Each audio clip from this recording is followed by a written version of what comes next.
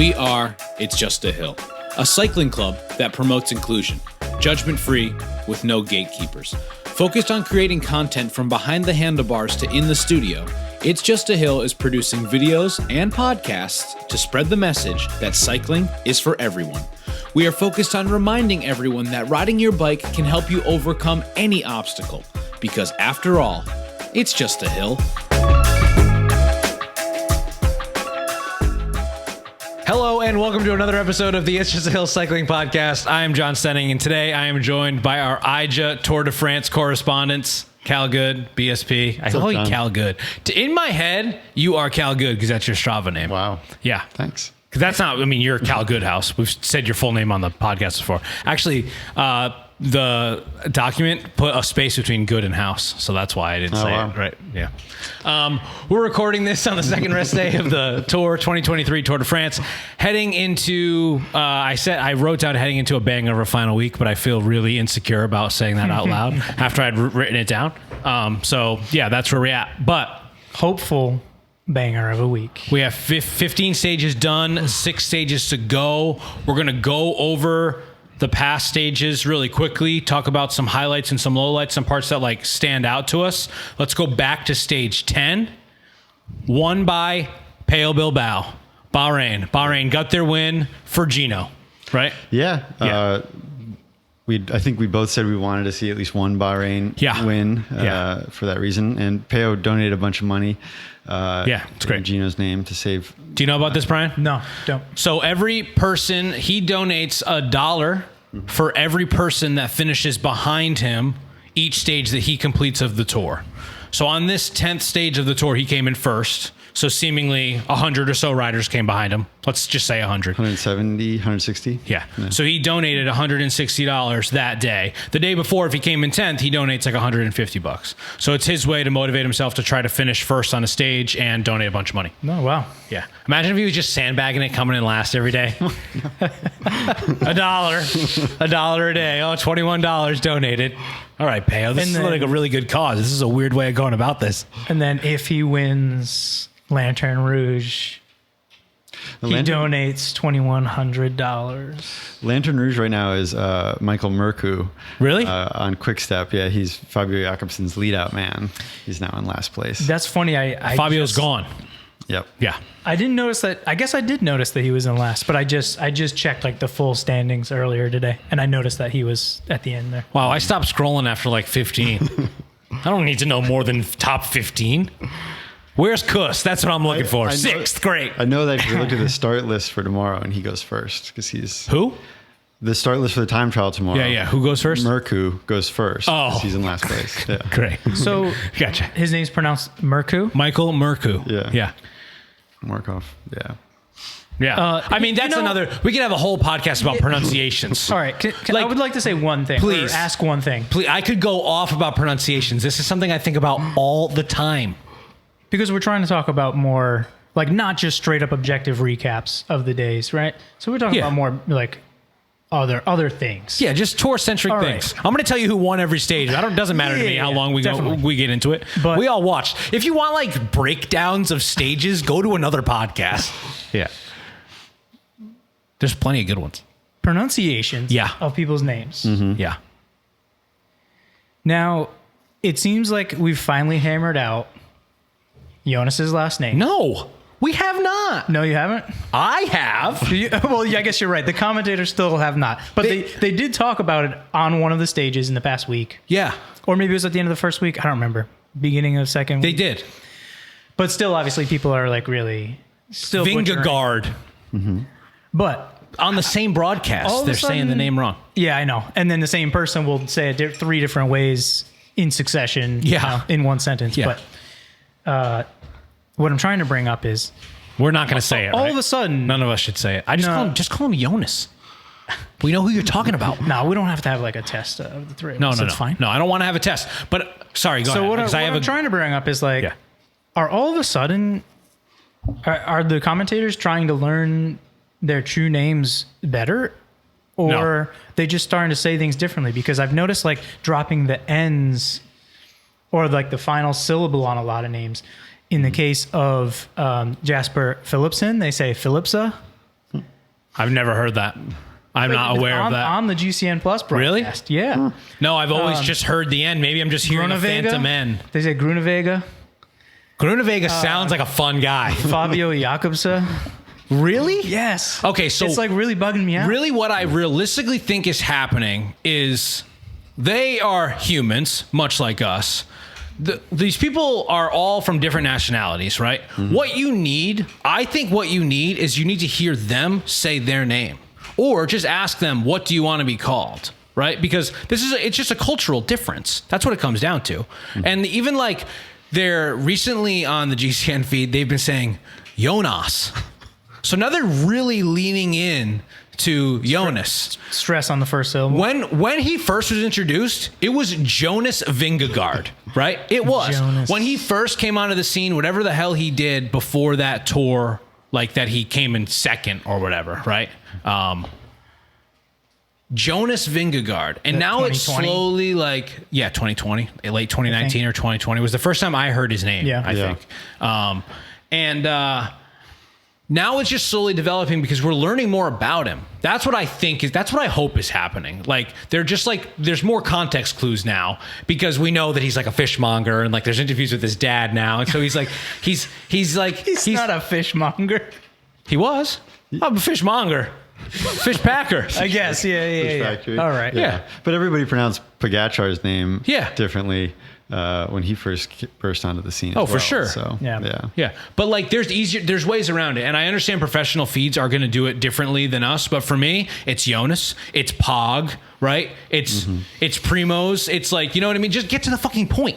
We don't need to be hearing their all names. All these Spanish riders have these phantom third names. They still have them. It wasn't just Carlos Rodriguez didn't win the other day. It was like Carlos Rodriguez Carn or I don't remember what his third name is. But they all have this third name. The Yates brothers, we talked about it like maybe 6 months ago or a year ago. They had last names, middle names, and now they don't. It was like Simon Richard Yates and Adam Phillip Yates, but they like quickly dropped those. But there was one race.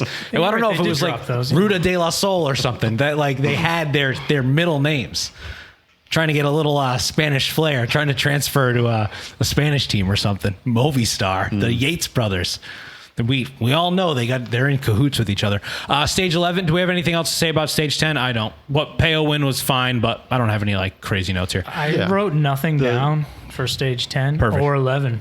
Great. Stage 11 was another boring ass Jasper Philipsen win. Yeah. I'm bored of him. Yeah. I'm sick of him. I wish he wasn't in green. I wish the green jersey looked better. I got a lot of hot takes tonight. Yeah. The first three stages really left me kind of meh. Yeah. The next one. Jan Izagirre for stage 12. I think I texted you, meh. Yeah, sure, Covertis gets one win. Great. You get a second. Big fucking whoop. Yeah, and stage 10 and 12 looked like they were going to be hard racing days. But then the break went, and it just kind of got a little mundane after that, for me at least. Stage 13 was a little fun. Kwiatkowski won this one. That was a great one. Yeah. Great win. Paced his ride perfectly. Stage 12, I'm trying to remember what this was. Yeah, Izagirre won, but Matteo Jorgensen was in third. Was this? Oh, was that this the one of the big climbing finishes when it looked like Jorgensen? That was like breakaway. That wasn't before the break. Yeah, that was the first week. The Jorgensen one. Yeah. Was that the day that Michael Woods won? Yeah. Yes. Okay, gotcha. Sorry. No, it's all right. I like watching Jorgensen. I think he's exciting. I like him too. I want him on another team. You know? Oh, he's going. That'd be amazing. He's going to Jumbo. Is he really? Yeah. He's going to Jumbo? Yeah. Wow. Yeah. I've heard multiple rumors that Jorgensen is going to Jumbo. That's awesome. It is. But can we talk about this real quick? People hate Jumbo. Like, are you guys baseball fans? No. So I grew up like a big baseball fan. Like, I love the Red Sox. Hated the Yankees. People treat Jumbo like the Yankees because they're like this like powerhouse team. Oh, okay. And people don't like them because they're such favorites. Like, they have all of these weapons. They're a super team, if you will. Yeah. I mean, they have the budget of a super team. Yeah, everybody started hating Team Sky once they got like UAE's a super team. Third or fourth win. Ineos is an aging super team. Mm-hmm. But yeah, it happens. Speaking of Ineos, so Kwiatkowski wins stage 13, stage 14, back-to-back Ineos wins. Carlos Rodriguez puts in another great ride, paces himself perfectly. Seeing a lot of back and forth fighting between Jonas and Pog on this one. Same thing with the next stage 15. And at the great at the GC battles in the was there a good GC battle in 13 or just 14 and 15? 13, 14, and 15. Yeah, 13, 14, 15. Yeah. But I was gonna say 13. This 13 was Carlos Rodriguez. 14 was Rodriguez. 13 was Kwiatkowski. Kwiatkowski, yeah. Kwiato, yeah, love him. Good ride for him. No, but like at that final descent of 14, seeing Rodriguez just fly by, was so exciting. And then Jonas like almost blocked out and crashed out Adam Yates. He was trying to come around the outside of this big right bend. What was the? I guess we're gonna get to like sort of highlights and lowlights, but one of these stages was the motorbike. Yeah. Which one was that? 14. 14? Mm-hmm. Yep. So like the crowds are on the roads, the motorbikes are too wide for some reason. One is a video bike, right? And one is a photo bike. That's what we learned in the aftermath. And they are like too wide on the road. So Pog puts in an attack and immediately not immediately, but after 5 or 6 pedal strokes, has to like sit back down. Was it the bikes? Was it the crowd? Was it both?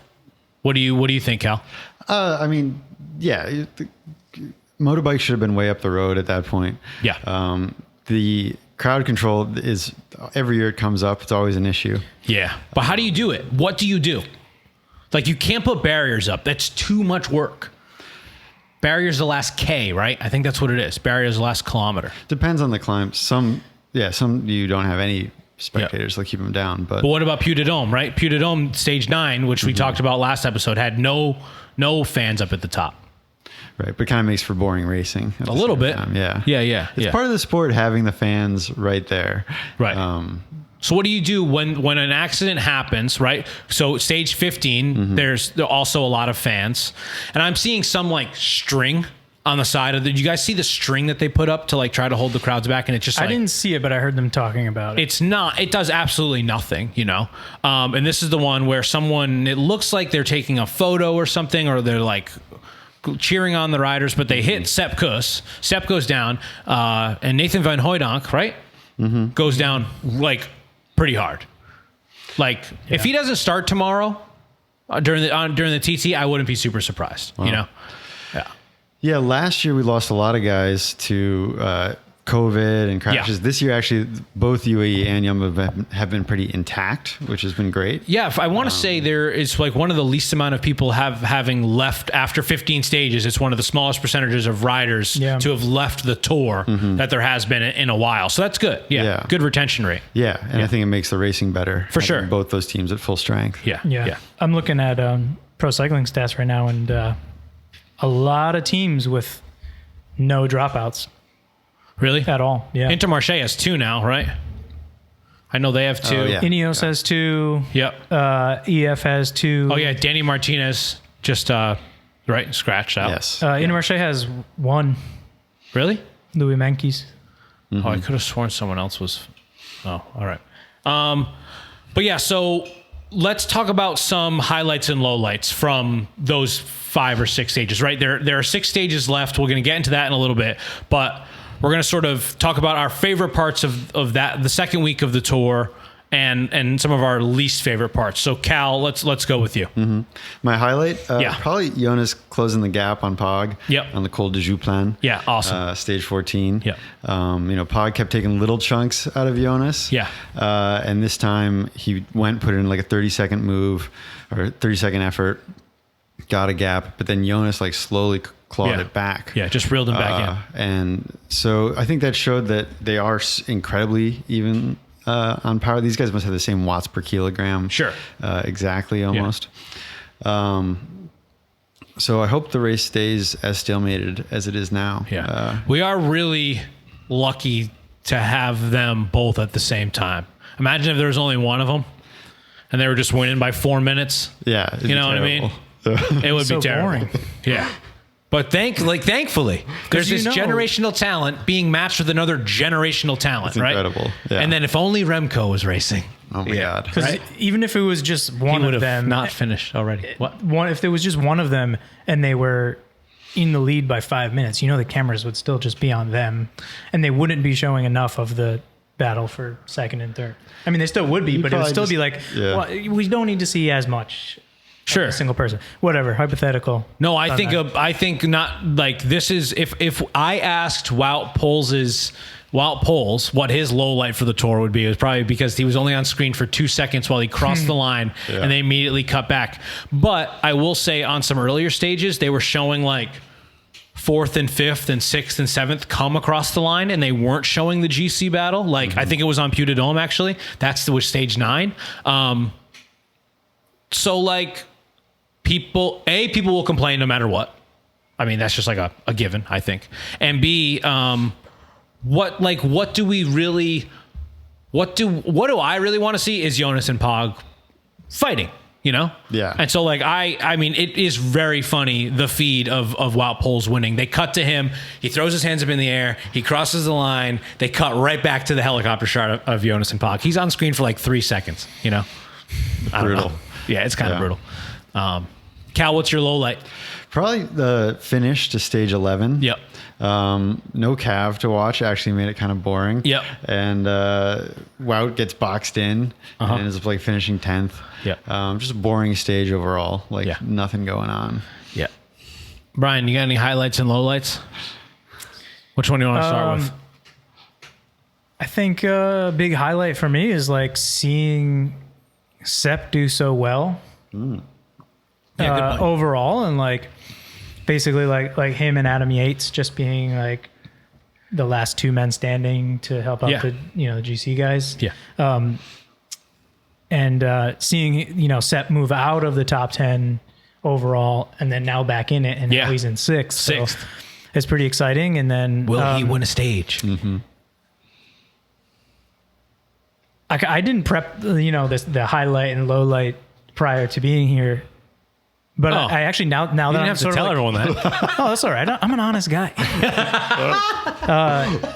I actually think that I don't know if it's like the worst low light I could think of, but Mark Cavendish crashing out. Love that. Definitely sucks. Yeah, like, it sucks. I'm not a huge fan of him, but I don't like really dislike him or anything, but it would have been exciting to keep watching stages, waiting to see if he's going to get that win, you know? Yeah. So for sure. To see how sad he was, obviously, was a little heartbreaking. Yeah. We're all human, including BSP and Mark Cavendish. That's a good low light. Yeah. My low light is, I'm going to start with my low light, and that's no more GC Pidcock. Yeah. He's had, I out loud picked him for stage 14. I told you, Cal, that he was going to win the stage and slip into 3rd place, which Carlos Rodriguez did. Yeah. So was it just Tom Pidcock in a Carlos Rodriguez outfit? Who knows? I've never seen Tom Pidcock and Carlos Rodriguez in the same place at the same time. Wow. So that whole race, there was never coverage of them both. They're just the same person. So maybe it's just the same person. Yeah. But yeah, he like has really fallen out. And on 14, he was after 14 where he did pretty poorly. He was like, I didn't fuel properly. And then he just rode the same exact ride the next day. It was like, well, I think it's more than just not fueling properly, Tom, unfortunately. Oh, he said my cooling strategy. Cooling strategy? Second time. Yeah. That's actually, I was going to ask that. It was yesterday's stage. Yeah. The Matt Stevens interview with him afterwards. Yeah. It was a quick one, but it ended on a really funny note where they're both so funny. Those are two hilarious people. Yeah. I would love to see if Matt Stevens continues to do those coffee ride videos. Sure. Have one with Tom Spitcock. Oh my God. That'd be great. Yeah. But yeah, he had a funny line. Tom was like taking a sip of his water bottle as Matt asked him the final question and saying, how do you feel about, working hard and giving it your all, whatever. And then after, Tom takes a second and then looks up and goes, that's the job, ain't it? And then rolls away. Wow. Yeah, he's great. Very funny. I love him. But he gave him a little kind of a winkish thing and a laugh and then smile and rolled away. Yeah. My highlight of the whole entire tour last year was him after that stage where he's interviewed when Wout was pulling. He's playing with our balls, isn't he? It's just like so good. Yeah. My highlight, stage 14, middle of the race. John, yeah. What is your highlight and your low light? I just said my low light. No more GC Pidcock. Yeah, okay. John, what's your highlight? The guy's really flipping the script. Well, I feel bad because you're always kind of hosting, and so no one asks you the questions, and you have to ask yourself the questions. So, dude, I'm constantly asking myself a lot of questions. John, what's your highlight? My highlight would have to be stage 14, middle of the race. I hope I'm saying this right. Benoit Cosenfoy. It's not bad. Not bad. I'm just going to call him Benoit from now on. Mm-hmm. He's riding up Col du Jouplan. I did pretty good at that too. Yeah. And he hopped middle of the race. So I saw this video. This video is like on Instagram. It's like all over cycling Twitter. I wrote this in my notes. He hops off of his bike and he plunges into a sea of fans, and they're like jumping up and around. He's off his bike for 40 seconds. People counted. He's off his bike for 40 seconds. He's jumping around. He's dancing. There are multiple smoke bombs. Someone starts to pick up his bike. He picks it up and he shakes it above his head, and he puts it back down, clips back in, and rides back up. So he is French. These are French fans, and he was just like having the best time of his life. They're like pouring beer on his head and shit, and he's hopping up and down. They're like all singing a song together, some like French chant or some like French house song for all I know. Maybe he goes to club with like Alaphilippe. I picture some of these guys like, yeah. And that's why you can't ban the fans from the road. That's so. Oh, you can't ban the fans. No way in hell can you ban the fans. No. But you got to do something. I don't know. What do you do? What do you do? It's just the sport. I don't know. Yeah. I'm okay with that too. People just have to not be dumb. Yeah, for sure. Yeah, people just need to have a better head about it. Yeah. It's not worth it. Quick History's Corner. Oh, yeah. 1975, Eddie Merckx riding up the Puy de Dôme. Fan jumped out of the crowd and punched him in the kidney. Wait, who punched who? A fan punched Eddie Merckx in the kidney. Oh, I've seen a rider throw a punch. That was Bernard Hinault. Okay. Against protesters blocking the road. Yes. And I also saw a clip of Wout Poels the other day. This is from a while ago when he was on a different team. It could have been 10 years ago. He's been riding for a while, right? That was his first Grand Tour win. But he like rode with Team Sky. I saw a video of him riding up a climb and someone's in his face and he grabs the glasses off of the dude's head, takes like 2 or 3 pedal strokes and just tosses them. Wow. And so like those glasses are gone. This guy's like trying to clown him on the side of the road and he's just like, yay! Yeah. I feel like I remember something else where in recent years, like since I've been watching, where someone like grabbed a water bottle out of, like a spectator grabbed a water bottle out of a rider's hand. Well, there was like the sign. When was the sign? 2 years ago? No, it wasn't the sign. It was like, I don't remember that. A spectator grabbed a water bottle out of someone's hand, and then obviously the rider's pissed, and like I vaguely do remember that. Something. It was like really weird. I vaguely remember that. I wish I knew more information. All right. Eddie Merckx getting punched in the kidneys, though. He still won. That is wild. Second. He finished second? Yeah. He's a monster. Most biographers like note that as the turning point in his career. Really? Yeah. Like to the negative? Yeah. Bursted spleen or something?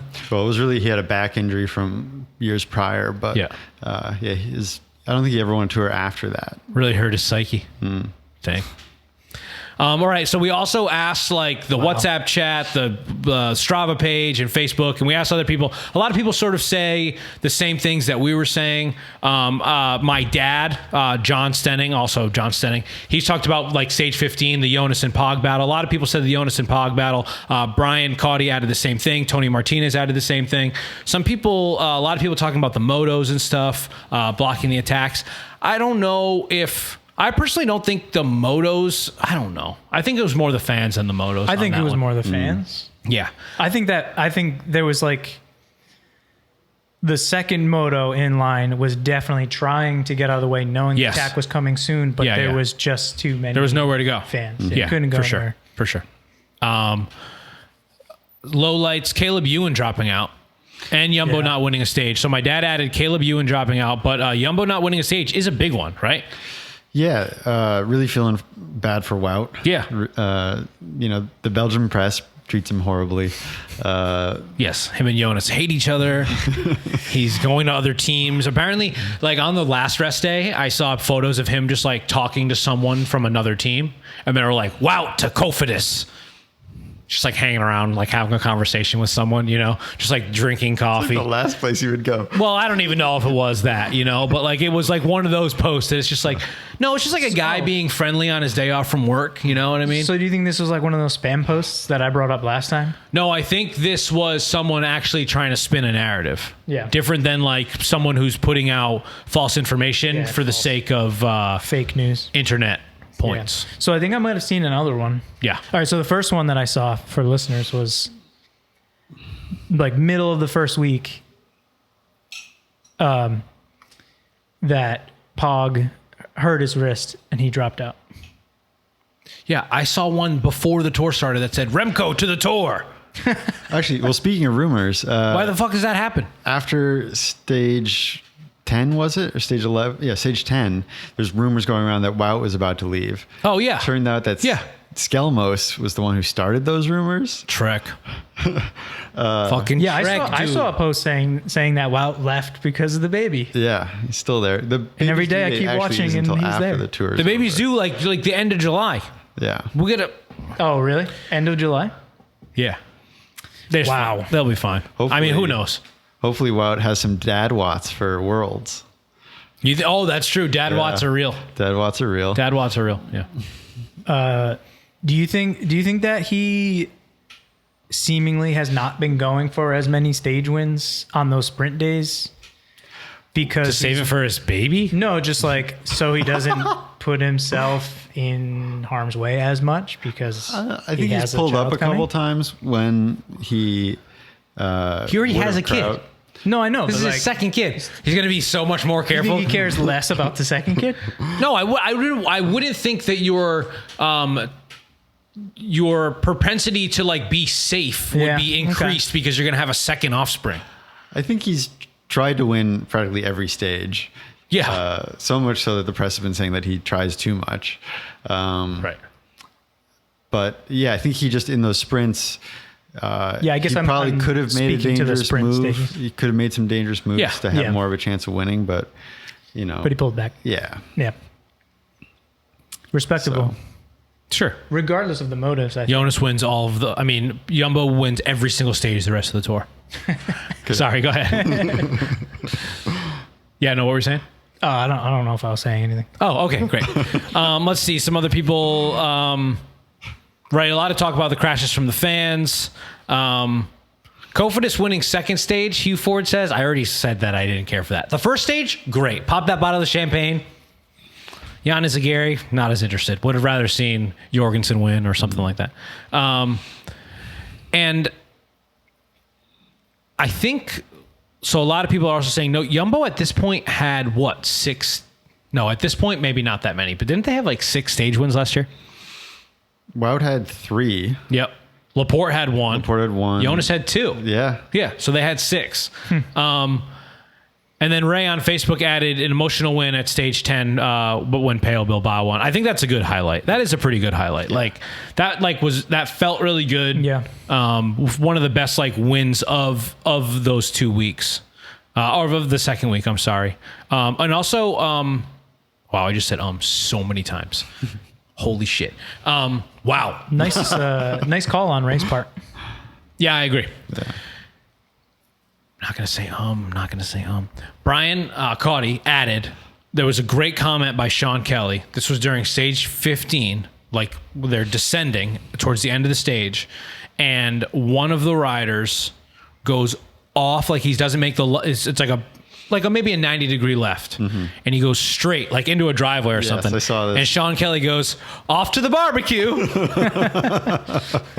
Damn, that was so good. I think I missed that. That was also the stage where some guy tried to take a bottle from the neutral bottle service. Who was it? Oh, who was it? Someone on Israel Premier Tech. And they're taking the bottle on the corner as they're swooping left, and their rear wheel clips the front wheel of this motorcycle. It was a 4-wheel motorcycle, the double wide in the front and the back, so a little bit more stable, but man, what a terrible place to make that decision on everyone involved. Looked like it hurt too. Yeah.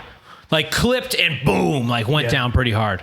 Yeah, there's been some nasty crashes, both because of fans being in the way and just because of I mean, not just like cav crashing, but like high speed crashes. There was another one on 15 where someone went down pretty hard and like slid into a wall. Or was that same one? I think it was that same one where the guy was grabbing the bottle. Oh, there was like a masonry wall that he kind of went up against. Yeah. There was, speaking of crashes, on stage 14, when the race was neutralized for like 20 minutes. Oh, yeah. I'm pretty sure when the camera was just sitting on Pog, he was just like standing on that bridge, like peeing off the bridge or something. And he turned around and gave the camera a big thumbs up and a smile. But I'm like pretty sure he was peeing. Like the other people around him were peeing. I think he was peeing. If you watch the full, like, you know, if you watch the full stage where you get the break formation at the start, once the break goes, those guys all like stop and take a piss. Yeah. Oh, yeah. So if you're watching the live feed, you do often like. Oh, I called it out the other day. Yeah. Did you see? I don't know. It might have been saw Christophe a hog the Laporte. other day for sure. Was it Christophe Laporte? Maybe. Like pulled off on the side. It was the right hand front. side of the frame. Yeah, yeah. Solid. And he was right in front, and he whips it out, and it was just like, oh wow. Yeah. Because it stayed on him for so long, too. You know who's been fined a ton of times is Geraint Thomas. Yeah. He's been fined like more than any other rider for just like peeing where he shouldn't. He doesn't care. Mate, I didn't know it was a school around the corner. Yeah. Like, The accent was really bad, dude. Yeah. You tried to the accent though. Commitment is half the battle. I could do it better, but I even surprised myself. You gonna try to do it again? No. All right. So yeah, a lot of like talk about this crash on the rest day. Let's talk about rest day news real quick. Sure. And then we'll take a break, and then we'll do the aforementioned trivia game, right? So there has been some rest day news. A lot of talk about this crash that happened yesterday, right, with this person that's trying to take a picture. It did take out 3 Jumbo riders. Sepp, who we talked about, Dylan Van Baarle, and Nathan Van Hooydonk was the one who went down pretty hard. Egan Bernal and Biniam Girmay also involved in that crash. Mm-hmm. And there's also been some Remco transfer rumors. Did anyone hear Remco transfer rumors today? I didn't hear Remco transfer rumors. I had heard that Quick Step might be up for sale. That's right. Like last weekend. Right. And now that this is coming around. 16.5 million was the number that was given and someone asked Lefebvre, did the team sell for 16.5? And he said no. He's not the majority owner, though, which I recently learned. He only owns like 20% of the team. Yeah. Someone else will make that decision, not him. So I don't know if he's the right person to talk about. Yeah, really curious. I mean, if Remco goes to Ineos, that would be insane. That's one of the rumors. Ineos is in Israel is the other rumor that I heard. Then we really might have 3 super teams. Yeah. Do you think Remco could actually compete with Jonas and Pog? Yeah, I do. You think if he was there, it'd be like... Not this year. Still, I don't think it would be... No. I think he'd be battling for that 3rd spot. Mm-hmm. Who? I'm sorry. Remco. If Remco... I don't think so. But I do think you want... he might not even be in the top 10. But I do think it's beneficial to get him in that arena as soon as you can. And what the fuck do I know? Lefebvre's been very precious with Remco. Oh, so precious. Like not just doing like a few select big races a year. Yeah. Not doing nearly the full calendar. It's strange. Other guys are. Yeah. It's strange. I mean, granted, he's not...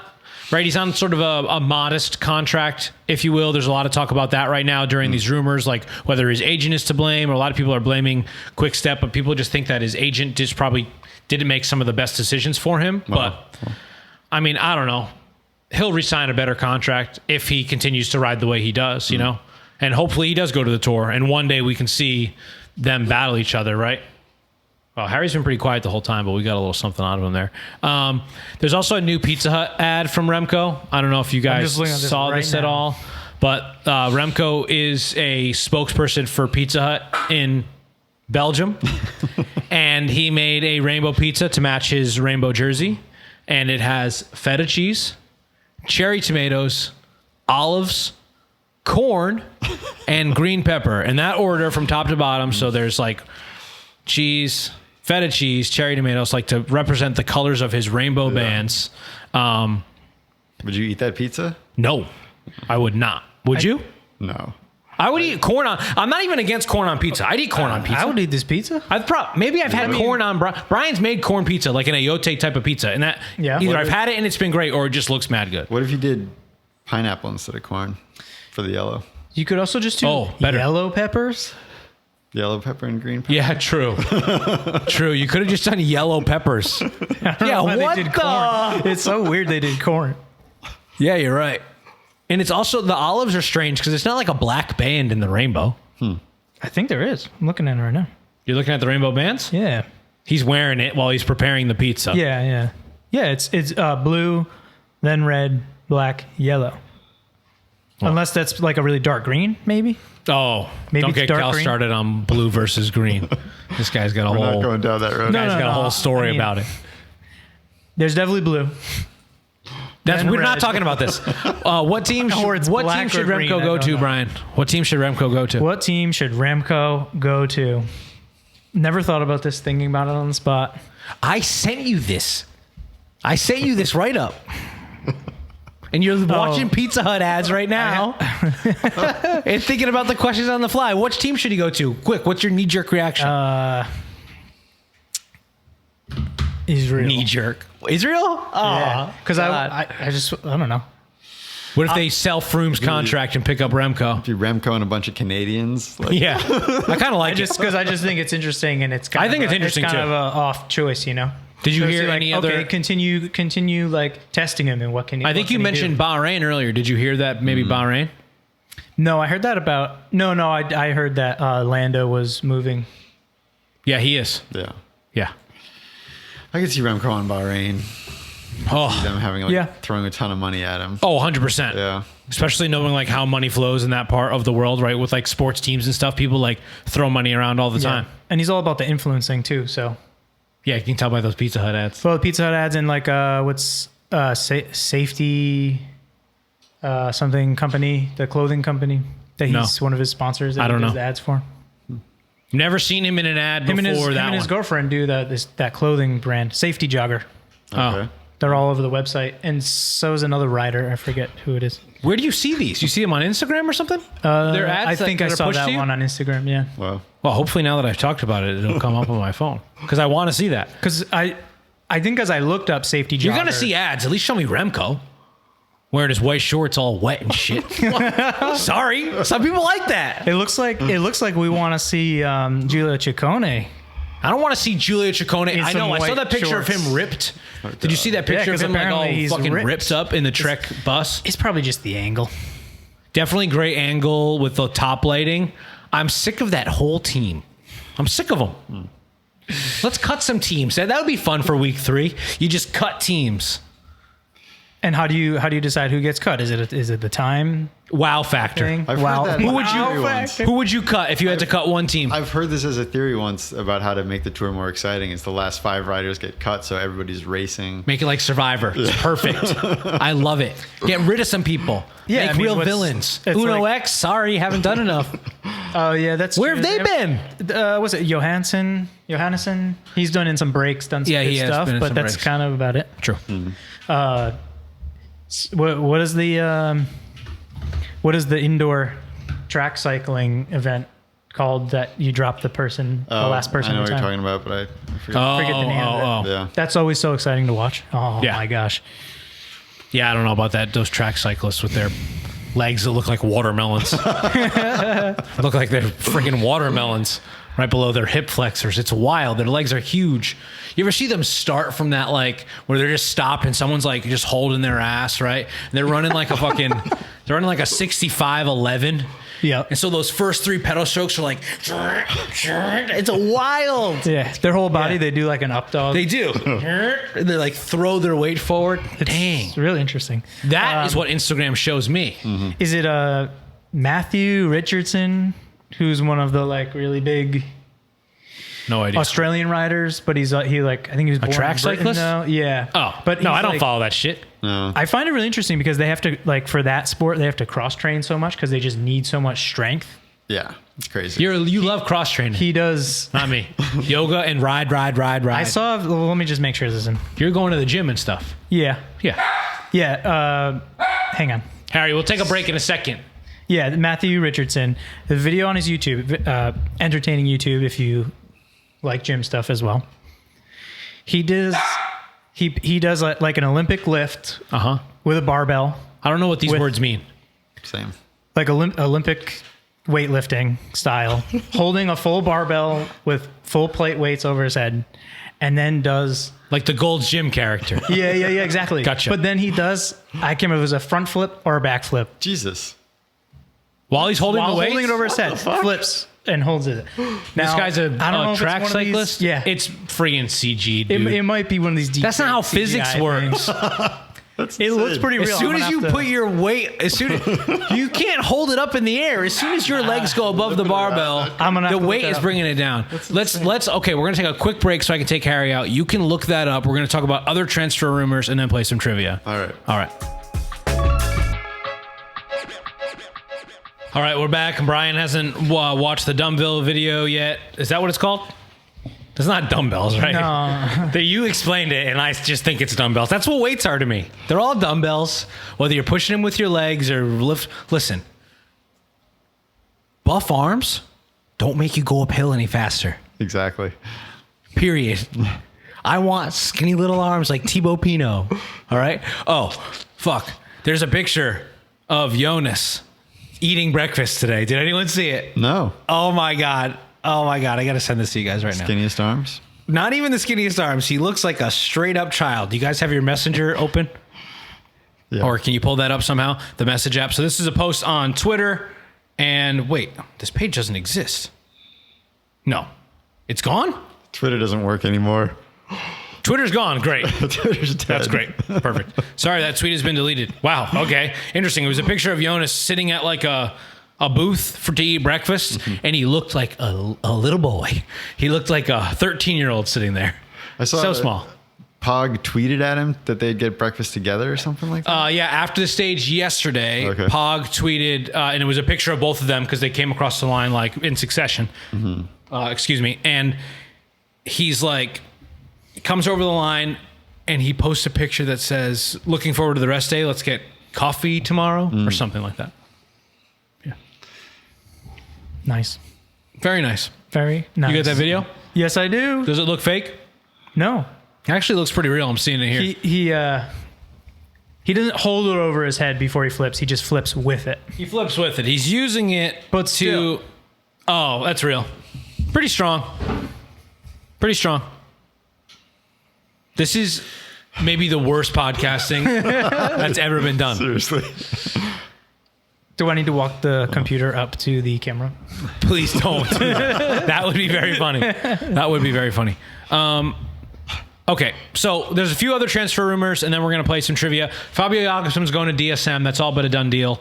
Jorgensen to Jumbo is another thing that I have written down here. They've also extended Laporte to 2024 and Olaf Koy to 2025. If you've never heard of Olaf Koy, he's like the true sprinter Jumbo needs on that team. I know they're a super team. They don't really need anything. They have Wout. Wout's not a true sprinter, right? I mean, he can win any type of stage, right? Which he's proven. Mountain stages, sprint stages, TTs. But Olaf Koy is like this snappy little fast sprinter. And yeah, there were some rumors that he was going elsewhere, but no, they extended him to 2025. Yeah, surprising. It's hard to see them taking a sprinter to the tour, though. Same. Yeah. No, maybe he doesn't go to the tour. Who knows? Yeah. I just think he's wait, are we only supposed to talk about the tour on this? No. Shit. I broke our own rules. Jonas was asked a doping question. A lot of riders get this, and he was asked it yesterday after the stage. And basically his answer boiled down to he's happy with the skepticism because he thinks it helps keep riders in check. But he said, no, he's not taking anything. It was a very, good, it was a really good answer. They also asked both him and Pog about the fans on the side of the road. And Pog gave a very conservative answer. Not like conservative politics, right? This isn't Bill Maher, okay? But like, that was like, the fans are really great and like, we like them to be there. And Jonas was like, don't be doing that shit, basically. He's like, if you're standing on the side of the road, keep your hands to yourself. Like, we want to have you there, but like, don't be endangering riders. It was like a very, very different response, and I kind of liked it. Wow. I think on the last episode, a couple times I said I thought Jonas was boring, and Pog's only gotten on my nerves more. I see people posting on social media, how can you hate this guy? I'm going to start making a list of how I can hate Pog. I'm going to start making a list, and it's going to come down mostly to my own issues with myself, but That's still it's what matters to me. That's what's relevant to me. So that's why I don't like Pog, because he reminds me of a bully. This is nice. Pino was voted most combative rider of second week, and Wout was the first week. Mm-hmm. Well, thanks for adding that. Wow. I didn't know that. Yeah. Most combative rider for second week. For what? For frowning all the time? What is Pino getting that award for? Got in the break, like 2 or 3 times? Yeah, okay. All right. Interesting. And Wout got it for the first week. All right, we're going to play some trivia. You guys ready for some trivia? How's this work again? So I have 12 questions prepared. We'll see how long this drags on. Brian is like tweeting or something. No, I'm trying to open up the document. No, I told you it was deleted. What are you paying attention to, my man? You got something bigger going on? I mean that for real. Like, are you okay? You good? I'm good now. All right. Let's do some trivia that you didn't tell us about. I did tell you about this. I told you about the trivia. It's in the group chat. I have receipts that I told you about this. I have prepared 12 questions based on Brian's enthusiasm. If this drags on after 4 questions, we can end it. But I have questions. Yes. And they are trivia based on the tour. They're tour trivia from the history of the tour. Okay. Between like winners and like the distance of this and that and all of that stuff. And I'm going to ask you to, when I say the question, I'm going to ask you to buzz in by saying your name, or you can say BSP. Harry's going to continue to bark. I don't know what to do about it. You know, he's been outside. I walked him earlier. I thought it would help. Didn't. That's all right. He's part of the mise en place, if you will. What? Well, that's French. Yeah, I know it's French. What does it mean? So it's like when you're about to prepare a meal, it's everything that you have in front of you. In film, it's the mise en scène. So it's like everything that you need to create the work of art, whether it's food or film. Okay. Mise en place, mise en scène. Yeah. There's your French lesson. That is not part of trivia. I'll give you another French phrase that could work here. Yep. Terroir. What's that? It's basically like... I thought you were going to say Saint Pierre. That would have been so funny. Terroir, meaning like it's the elements of the surroundings that are part of the final product that make it what it is. That's even better way to explain Harry's bark. It's more from like the... Terroir? Terroir. Wow. A lot of R's and an like, OI in you there. hear a lot in like wine and whiskey and beautiful. Probably brandy. And yeah.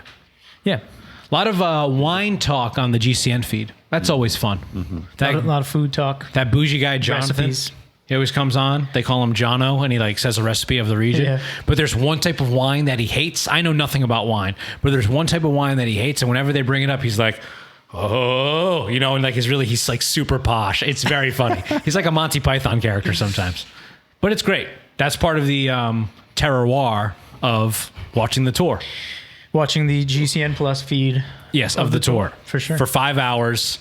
It's like a long form podcast, and like sometimes exciting cycling happens. All right. Buzz in with your name if you think you know. If you want to cut me off mid-sentence because you're that confident, that's fine. You don't have to wait till I'm done. You have, please, questions. Yes, please. You know the answers to these questions. Have you ever played trivia, my friend? Well, I'm just wondering, like, maybe you found a scenario online that, like, you're going to be able to also, like, reveal the answer when it's time. I wish I could also participate, but no. So it's just... You know how earlier you were feeling badly that I'm the host of the show? It's kind of like it. All right, cool. You know? So I'm hosting this trivia section. Get ready for Cal to win. Wow. You are... He knows so much about cycling history. Okay. It's some are just blind guesses. Oh, okay, let's do it. Jesus. Okay, so the tour has been held almost every year since 1903. There were 2 big things that got in the way. What are they? Cal. Yeah, Cal. World War I and World War II. Do you know the years that there was no tour? He doesn't get bonus points for this or anything. It's only 1-0, dude. Don't worry about it. World War II, 1944 to... I'm sorry, you're off. It was 1915 to 1918. Okay. There was no tour. And then between 1940 and 1946, there was also no tour. But yeah. Well, there wasn't one in 46, huh? No. Still rebuilding, I guess. Yeah. The roads were demolished. Fucking Nazis. Damn. All right. I did know that answer. You did? Yeah. Don't be so hard on yourself. Second question. How many riders have been stripped of tour titles? Cal, I'll just guess. Okay. I'm going to go 3. Okay, that is incorrect. Damn. Brian with the steal. Brian, you have an opportunity to steal here. I was going to say 3, so maybe I'll say 2. You should have gone the other way. Damn. It's 4. Armstrong. Yep. Lance was stripped of all 7 titles. Landis. 7, wow. Yep. Floyd Landis. That's all 8 years in a row. From 1999 to 2005 was Lance. 2006 was Floyd Landis. Then there's one after that, and there's one way before. Alberto Contador in 2010. Oh. And Maurice Garin in 1904. I think you mentioned him last year. He was the guy that cheated. Yes. Riding the trains. Yeah, he rode trains and stuff. So 4 riders have been stripped of their tour titles. Was he stripped because of the riding of the trains? Yeah. Wow. Yeah, he's a cheater. Yeah. What year was the longest tour in terms of distance covered? In terms of miles or kilometers, what year was the longest tour? Well, I will give the point to the person that is the closest without going over. Price is Right rules. Closest without going over. What year is the longest tour? You both just get to guess on this one, essentially. You don't really have to buzz in. Unless someone nails the year. BSP. Yeah, go ahead. 1923. All right. Closest without going over. You know, sometimes you have an advantage when someone else goes first with that type. I was going to go 1920s also. And oh, wow. I just know that they used to be longer, around, earlier in the 20th century. 1931. 1926. Damn it. 26. 27 was my first. Were you? But still, you would have been over. I would have been over. You would have been over. So right now it's tied 1-1. BSP to Cal. The second one was just a wash because. Is there a prize? Shit. Yeah, sure. There's a prize. A glass of water before we leave. Yeah, you want more IJAH stickers to stick around in places? Sure. You can have IJAH stickers. I already gave Brian 10, so right. Let's go. Yeah, all right. This is for IJAH stickers. That tour, 1926, that was the year they came back from World War I. 3,570 miles or 5,745 kilometers. Jesus. Yeah. Wild. What year was the yellow jersey introduced? Oh, no, I lied. 26 was the 20th anniversary, not the year it came back. That was... Gotcha. Yeah, 1926 was... Yeah, go ahead. Yellow jersey. I'm going to go 1919, yeah. Yeah, he nailed it. 1919. Oh, wow. That was I kind of gave it away, bad hosting, but that was the year they came back. I knew from it was right the after war. World War I. Yeah. 1919. And it wasn't introduced until the third week. 2/3 through the race was when it was introduced. Wow. And I think you said it last time, they chose the color of the paper, the yellow. Yeah. Right. Yeah. All right, Cal's up 2-1. Sorry. In my head, I was thinking about, I heard a trivia thing about when they started working in bonus points, bonus seconds. And that's what I was thinking of. So I was going to guess 50s. But anyway. I don't have that one on here. But maybe, were you doing a little trivia research? No, I think I saw it on a broadcast. Oh, well. All right, next question. How are we feeling so far? Good. All right. What is the smallest winning margin in terms of seconds? I know this. Okay. Greg LeMond over Laurent Fignon. Yeah. It's 8 seconds. Yeah, it is 8 seconds. They just talked about that in the Watts Curring episode. Yeah, 8 seconds. I should have buzzed in first. So right now we're a 10-second gap. We didn't even say that earlier. It's a 10-second gap right now. It's close as hell. Mm-hmm. And yeah, this could be just as close. 8-second gap. Greg LeMond, 1989. Laurent Fignon this is when Greg LeMond became the first guy to be aero and care about being aero. And Laurent Fignon, bald with a long ponytail. And some people say the ponytail cost him the 8 seconds compared to LeMond's setup, which was tri-bars and in a slick helmet and stuff, So who knows? All right, Cal's up 3-1. What is the largest winning margin? The largest winning margin. 20 minutes. Okay. Oh, okay. Closest without going over, I guess. What do you think? I'll go 12. No, 2 hours, 49 minutes, and 45 seconds in 1903. What? Yep. Oh, should have guessed. Yeah. So, Brian, you get the point because you were closest without going over. That's why I chimed in with a random guess. I like that. Thank you. All right. Nice job. Sorry, I'm just trying to keep track. 2 hours. Wow. Yeah, 2 hours, 49 minutes. What year was the fastest average speed set? We'll do another closest without going over. So you both get a guess here. The fastest average speed was set in what year of the tour? Who goes first? BSP, you can go first. No, you went first last time, right? Yeah. Yeah. Go ahead, Cal. Say 2000. Okay, 2000. 2005. Nailed it. Right on the dot. 2005, Ivan Basso averaged the tour in 25.9 miles per hour. Technically, Lance averaged 26. Shit, how many times have we said his name? Run it back. Bleep that shit. I think I said I'll write that in my notes, yeah. All right, thank you. I think I said it twice. I can give you timestamps. Well, you don't have to bleep it. You're obviously distant already, you're not even looking at the notes, so that's okay. You didn't even write anything down. He's got the team jerseys up. Wait, what am I supposed to be writing down? No, you don't have to write anything down. I started a pod notes list. And it's 3-3. It's tied right now. You've written nothing down. Congrats. 4 tour winners share the record of most tours won.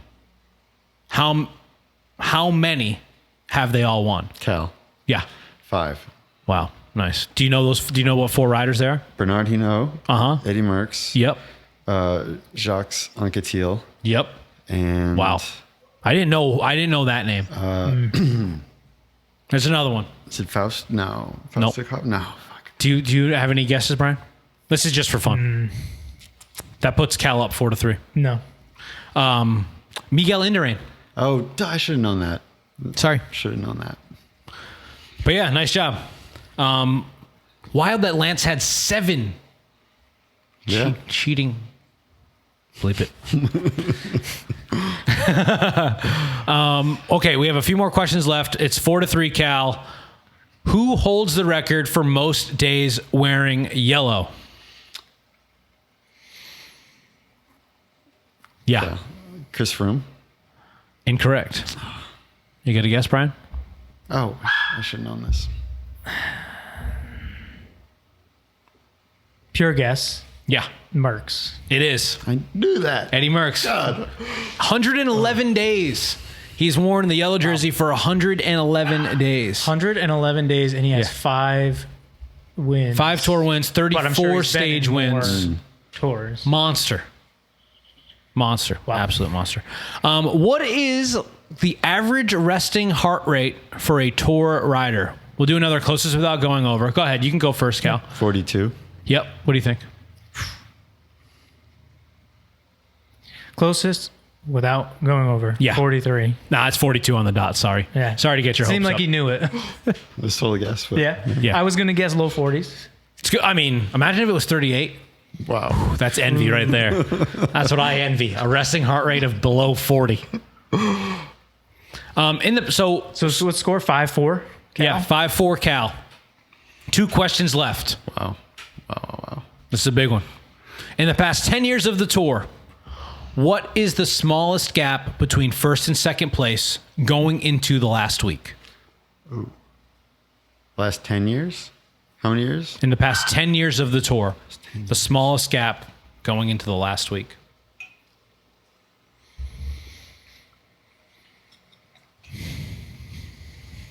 Yeah. I'll guess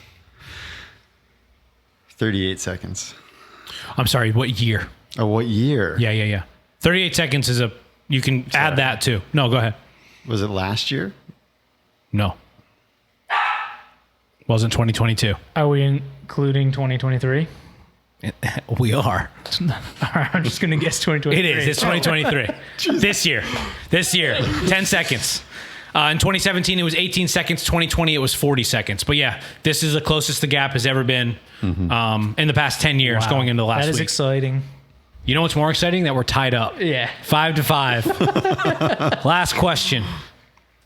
Maybe not the most exciting question, but something interesting. How much does the winning rider of the tour take away in prize money for just winning the tour? Not stage bonuses, not anything like that, but just winning the tour. How much money is the prize? We'll do another closest without going over. You both get guesses. If we want to guess at the same time, you can write it down on your phone. Can you tell us what is it? In euros, not American dollars. In euros, yes. Okay. That's what it is given out is in euros. So that's the number that I have here. I do have the number adjusted for American dollars, but it doesn't matter as much. Okay. I know what I'm going to guess. Okay. Do you have something locked in? Yeah. Does anyone want to go first? Sure. Okay. 5,000 euros. Okay. 500,000 euros. It is 500,000. Wow. You get €500,000. That's so much more than you get €500,000 for winning the tour. Wow. I know. I didn't know. Like, I knew it was an overall big prize, and I also knew it was a big part of it that you. I think as a winner, you give a lot of it away to your team. Mm-hmm. That's what I've always heard. That you sort of it's split. Amongst the team. Yeah. Which I think is, awesome. Yeah. You know, in a lot of different ways. But yeah. €500,000. Woo. Yeah, that's really big. Yeah, very big. But so they split it amongst the team. Yeah. Now, do you know what that split is? Like, how far down the line does it go? But it also, you add up like stage wins and stuff like that. There's cash prizes for every sprint point, every mountain finish. Right. Right. So it all gets added up. So it all gets added up and then divvied out. Yeah. Yeah. Who knows? Do you think G's making more than DePlus? For the was DePlus on that team, on that squad? No, he didn't even win. He didn't even win the Giro. You mean the Giro this year? Yeah. I don't know. You just got to hope that if you're winning sprints or climbs and you're getting some prize money, you better hope that you're making out on the positive compared to all. Christophe Laporte better be getting 40% of every WOW stage win. You know how many times you get fined for things, right? Like peeing and things like that. Yeah, you think it evens out for Garrett? Yeah, maybe. Yeah, you just breaks even. Yeah. All right, we'll talk about the final week a little bit. Okay. Before we get out of here. So tomorrow, or the next stage 16, is a time trial. How are we feeling about the time trial? Is it going to be one of the two GC guys, or will it be Stefan Kung? I think it's going to be Harry. Either you think it'll be Pog or Jonas? Jonas, Pog, or maybe Wout. I hope Wout could pull it off. That'd be cool. Adam Yates, maybe. I think there are a few names that could ride really well. Yeah, it's so hard to pick though. Pog and Jonas are so close. Sure. And I hope it stays close after this. Me too. Yeah. I have a little prediction. I personally think Pog will win. Okay. Take yellow. By how much? 12 seconds. Wow. So we'll put 22 seconds into him. Mm-hmm. But Jonas will take it back and win the tour. Wow. Yeah. That's what I think. Well, Brian, how you feeling about the TT? Not the most exciting stage, but a lot of exciting things can happen. It's a long day. It's a long stage to watch. It's like a 6 or 7 22 kilometers climb at the end. It's a short time trial. It is 22 kilometers, like 13 and a half miles. Yep. Rolling, and then there's like a steep 1 mile climb that they got to get over. Are they switching bikes? I've heard rumors. That's what I think. I saw a picture of UAE today practicing a bike switch. Yeah. It's only a 1 mile or so climb. I thought it was like the 1 mile section was just the steep section at the end. Yeah. No, it's a climb. It's a category 2 climb. To the finish? Short.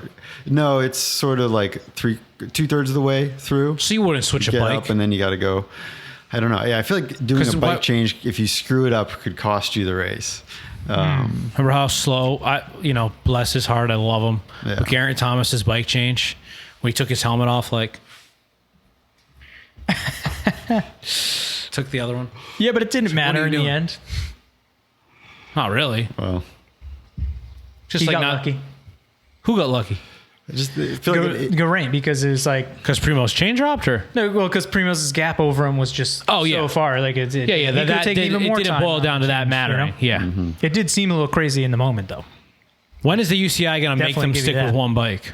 You can only use one bike. Well, I think you're allowed to change your bike whenever because of because of bike. Yeah, right. Yeah, that makes sense. Oh, okay. I'm looking at the route right now.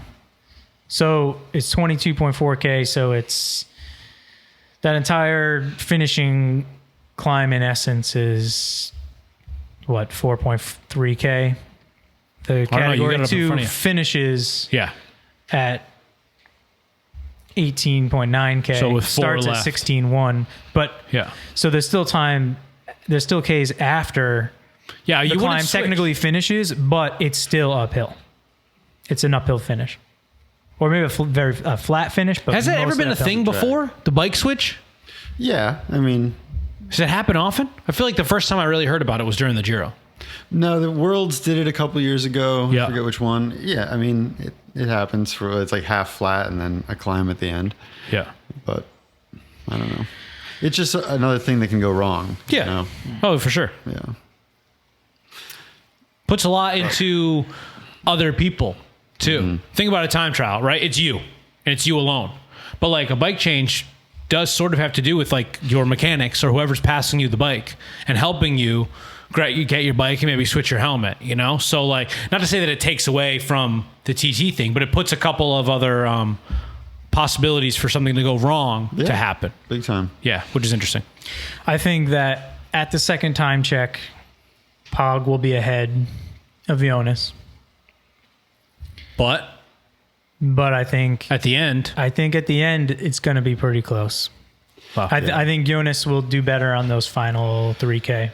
Yeah, time trials can. No, I'm sorry. I'd say definitely watch like the last. Oh yeah, watch the last like 10. 10. It's so short; it'll be over pretty quick. It'd be fun to see how well Sepp does. Yeah, he has had okay time trials in the past. Yeah. The Jumbo setup is a great setup. Also, the UAE setup is a good setup. That's why I think Yates might be able to do well. Yeah, I think Adam Yates is do pretty well. The good thing about Yates is Yates gets to wear his UAE skin suit. Both Pog and Jonas have to wear the skin suits provided by the race. Yeah. So it's slightly different. So, but it is good that they're both on the level playing field there, you know? Yeah. And Col de la Loz, what stage is that? It's the next day. It's the next day. So right after the time trial, we have a really hard mountain stage. Right. So Jonas loses, like I said, 22 seconds. He's down by 12, but then he puts it back into him. He's going to take 30 seconds on this stage. I hope. And Col de la Loz is it's a 13-mile climb. Amazing. 7% average. Amazing. With a 20 to 24% ramp at the top. 20 to 24? Yeah, I was looking at different profiles of it, and they kind of vary, but it's insane. There's a little descent, a little roller, and then a kicker right at the end too. How long is that kicker? 18% kicker is like the last kilometer or something. Wow. So, I mean, that's the kind of climb that you can lose or take a minute on. Yeah, for sure. In a kilometer, easily. Yeah. That's amazing. And wow, we're into two great days of racing. That's kind of like having to ride up Greylock and then do Kingsley at the top of Greylock. Yeah, it is. Wow. Yeah. Kingsley, that road. Why would you build a road like that? This actually isn't even a road. It's a cycle path that they built to the top. Really? Yeah. Casuals are riding up that? I guess so. On their beach cruisers? What is it? What are they doing?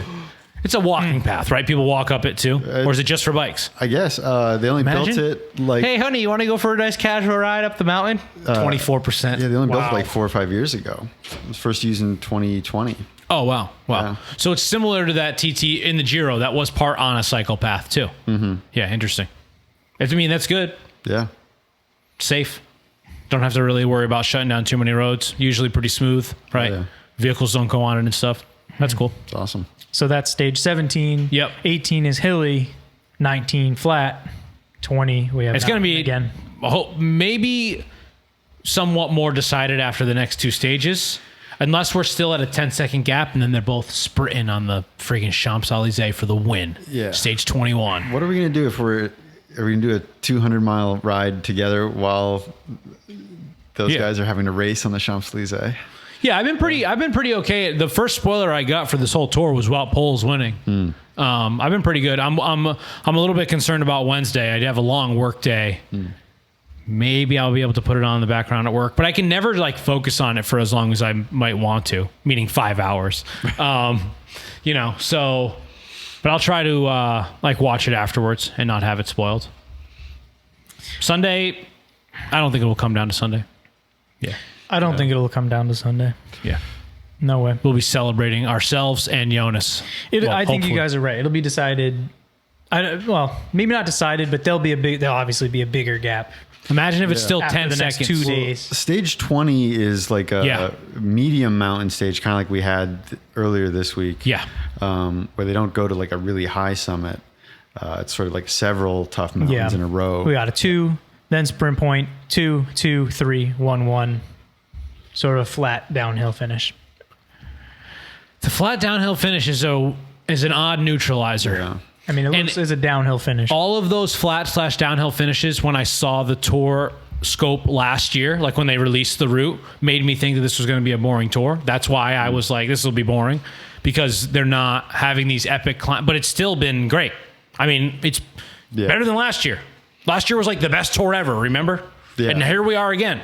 How are they going to follow it up? Well, they did. It's sick. It's amazing. It's amazing. It's been so exciting. Yeah. 10-second gap between like two of the best riders ever. And they both have a 10-second gap right now. Yeah. Crazy.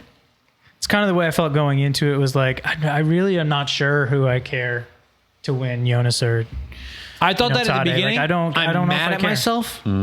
I wish I never said I thought Pog was going to win, even if I did in my heart think that he was going to win, because I hate him. There's something in it. He makes my skin crawl. Oh, and Jonas is just like, if you devil and an angel, Pog, angel, Jonas. Jonas is an angel. They are so different. Like just their social media personality. Yeah. Jonas like never posts, I don't think. No. I've seen him do a couple scripted things for like the Yumbo pages. Mm-hmm. So funny. Yeah. Like him like trying to act. He's just not. Pog is so charismatic. Yeah. He's so charismatic.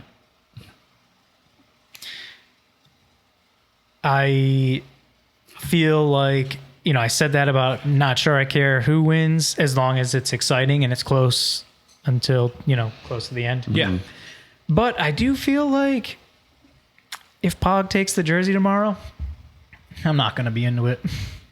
You're not going to be into it? I'm going to be upset. You don't think Jonas can battle it back? Maybe. I think he can. It's only 22K. No, but just like I say that I don't care, but as soon as I do think that actually as soon as I see Pog in the yellow jersey, I'm going to care. How much time can he realistically take on 22K versus someone who's a very competent TT rider, right? We're not talking about some chump, right? We're talking about Jonas. Pog, the thing is with Pog, when he broke his wrist, he did a lot of training on Zwift, but he also did a lot of training on his time trial bike. Because with a broken wrist, it's easier to do. Mm-hmm. So he did. Everyone was like, he didn't get to train. Well, yeah, clearly that wasn't a factor. Right. Yeah. Clearly that he just did recovery and followed his girlfriend around, Urska Zygardt, which those posts saying that he is Urska's girlfriend was very funny because people were saying that she was just, but whatever. She didn't get to finish the Giro Dawn. That's kind of disappointing. But Pog is obviously a beast, and he has good time trial setup. But I don't think Jonas is a slouch by any means. And so, even if he is 22 seconds faster, that's now 12-second. Or say he's 20 seconds faster. It's a 10-second swing, right? Yeah. Now Pog is up by 10 seconds. That stage 17, that climbing day has Jonas written all over it, right? Yeah. Probably whoever wins that stage is going to win the tour. Whoever wins Col de los. Yes. Yeah. Stage 17. Yeah. Yeah. But the time trial Chris wins it. It means that he could have won the whole thing. Imagine if Sepp Kuss wins it, rides away. Do you guys hope think he's feeling all right. Do you guys think that Sepp will be a GC rider in the future? He doesn't want to. He has said that in interviews more than once that he does not want to. Yeah. No. But he could still, just end up winning one at 33 or something like that. Sure, he could change his tune, He's still a young man. He could change his tune. He could be more in the great mindset and just... Jaron Thomas just, worked as a super domestique for years before he finally got his. So, yeah, if it happens think about the situation last year with Jonas winning. They had a two-pronged attack, but he wasn't the number one choice, and so what if Sepp goes as a two-pronged attack some year? Well, yeah, if Jonas crashes out, then they're like, Sepp, you have to ride for GC now. Right. So, right. Especially in a few years, They're both very young. Sepp-related question again. Yeah. Do you think he's going to finish this tour in top 10? Top 5. Definitely. Yeah, top 5. Top 5? Col de los? If Rodriguez and... who's in 5th or 4th? Don't know. Hindley. Oh, Hindley. Those guys could fall off the back on Coulter. Where's Yates? Is Yates in 5th? Adam? I believe so. Yeah. He's the only one that I think he has that. I think Adam Yates has a top 5 spot written all over it too. Mm-hmm. Yeah. Yes. And then maybe Hindley. That's my top 5. Kuss, Hindley, Yates. Wow. Okay. And I'm putting predictions. I'm putting Kuss on the podium. Wow, amazing. But I mean, I really just want to manifest it, but I'm putting him at 3rd. Adam Yates at 4th and Hindley at 5th. All right. Yeah. What do you think? Jonas at 1st. I think I'd like to see Rodriguez to maintain 3rd. Yeah, I like because I like this sort of unplanned, all of a sudden GC contender for Ineos when they didn't think they had anybody. Sure. Yeah. He's transferring. I mean, upset about Pidcock. Yeah. But Danny Martinez too. Yeah. They had interesting options. Yeah. Ineos. For not having like strong options that can really compete with Pog and Jonas. Still 3 guys that... Yeah, it was exciting to see how those options have played out. Pidcock hasn't win really... some stages and stuff. Proven himself in that way. But he's proven himself in other ways, so many times. What do you think, Cal? You got a top 5? You got a podium? Podium. I'm going to go with Jonas. Yeah. Jonas, Pogačar. 3rd place, Yates. Yep. Chris Rodriguez. Nice. There you go. Nice. Well... we have it written in podcast stone, and it'll be an exciting week. We got 6 stages left, and who knows, maybe we get together one more time at the end and relive it all and don our Jumbo Visma hats, and just like Lantern Rouge reveal that we've been working for Jumbo the whole time. No, that's not true. But yeah, I mean, I just think they're a fun team to root for, and I hope Jonas crushes. Yeah. Any final thoughts? Anything you want to say before we get out of here? I think we covered it. Viva La Tour. Jorgensen going to Jumbo? I'm pretty sure. Google it. Sweet. Google it. All right. Bye. Peace. Bye-bye. Thanks.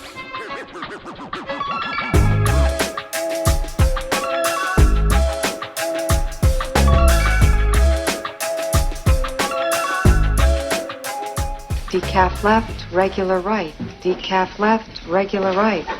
It's very challenging work.